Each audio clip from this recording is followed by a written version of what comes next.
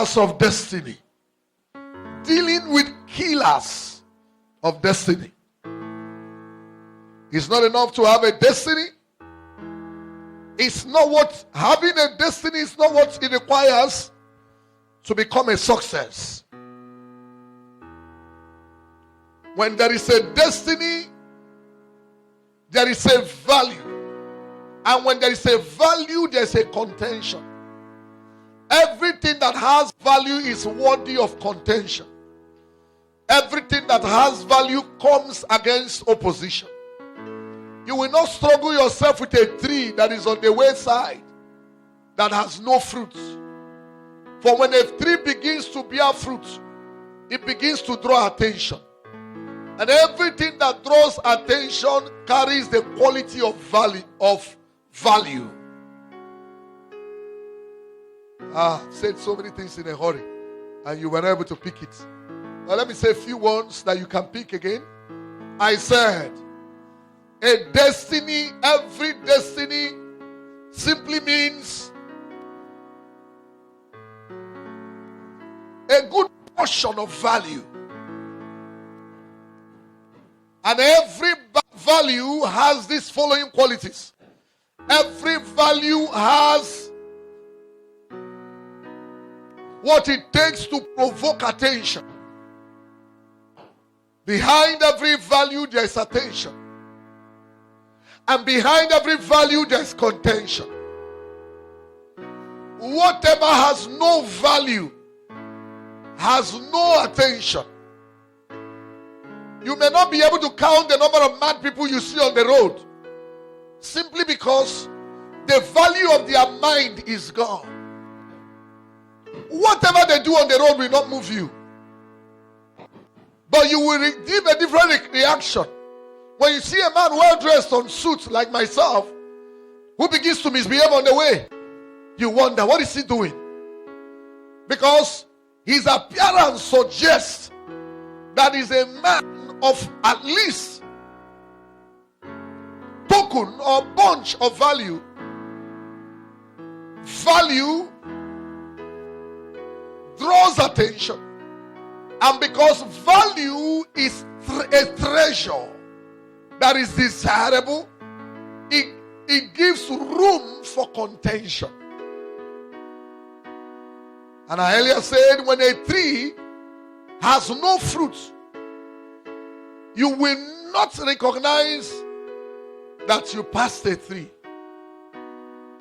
Every time there is a battle to grab fruits or to climb a tree, it means that tree has value. What is the value? The fruit.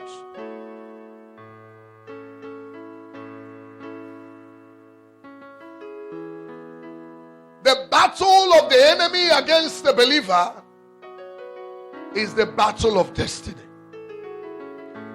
Destiny is delicate. Destiny is delicate. So every destiny requires all amount of carefulness, to diligence. All destiny require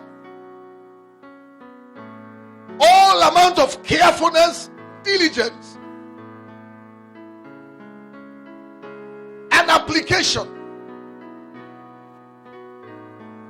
of wisdom before it becomes fruitful.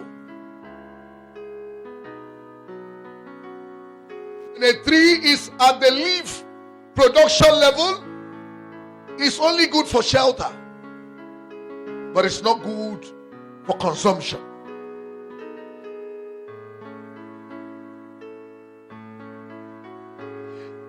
There is a statement we make.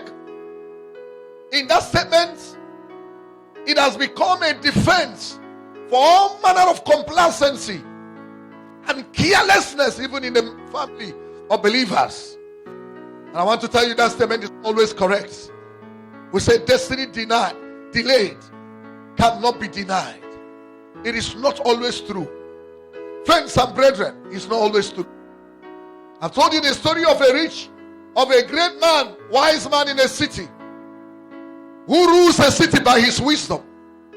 How that a little boy wanted to reduce his wisdom and had a fly in his hand. I have a fly in my hand. I will ask the wise man, is the fly in my hand dead or alive?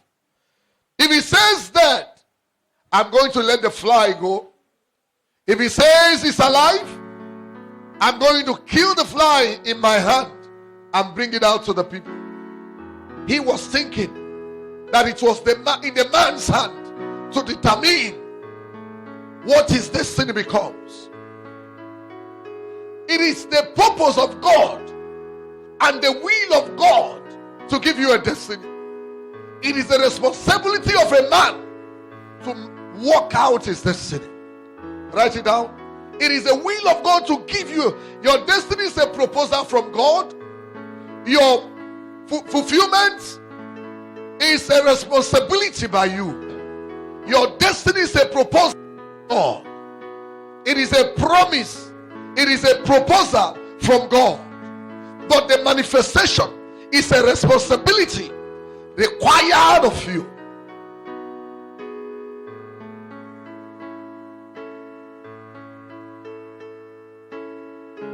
All the Bible stories where there are fights and quarrel and arguments, every one of them, battle was traceable to destiny. The battle of Saul against David was a battle against destiny. My destiny is to remain the king of Israel. And you have been anointed. You are a threat to take over my throne.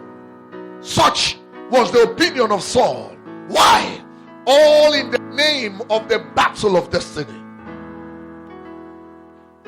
Destiny.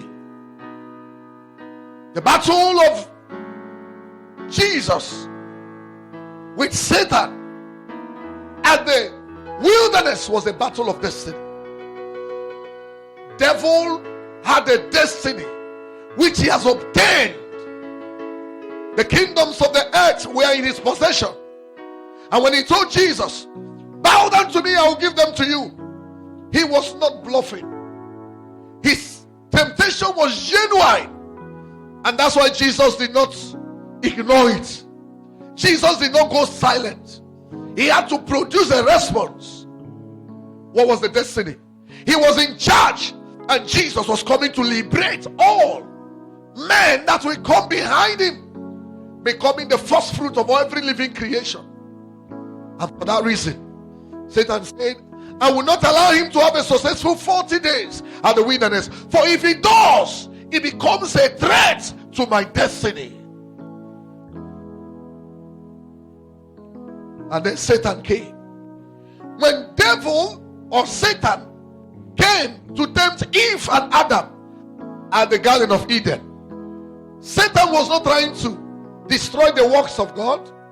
That was not the contest. Satan was not trying to limit God. Satan was not trying to fight God. It's only in our minds, as I've told you, that Satan fights God. Only in our minds. Satan has a full assurance that it would not in eternity be. There will never be a place for eternity. There will never be a place where he will be in contest with God. So why Satan came to tempt Adam and Eve was not to scatter the work of God. No. It was not to say, God, you have done it, let me destroy it. No. Nobody destroys the work of God. Are you hearing me? God said in Isaiah, he said, I am he that raised the smith, that builds the metal. He said, I am he that also raises the destroyer to destroy the build. So any weapon, you don't understand that scripture. He said, I am he that raises the builder. You know, where you always quote is where it says, any weapon fashion against you shall not prosper. No. The Lord is not saying when they form it now, start binding them. No. He said, I am the destroyer, I am the builder.